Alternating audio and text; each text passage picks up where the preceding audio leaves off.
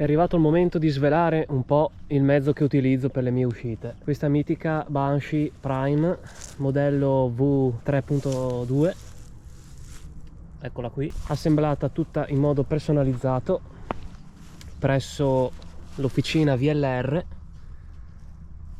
Molto brevemente vi illustro un po' di componenti. Abbiamo passaggi cavi interni, ruote 29, Forcella, Pike Ultimate, trasmissione monocorona 1x12 Shimano, misto tra SLX e Deor, pedali HT. Per quanto riguarda i freni abbiamo i soliti Shimano SLX, con cui vanno molto bene.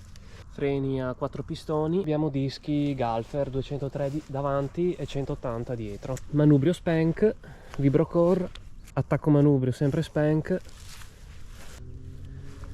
ammortizzatore Float DPX2, ovviamente il telescopico, KS LEV, sella sempre Spank,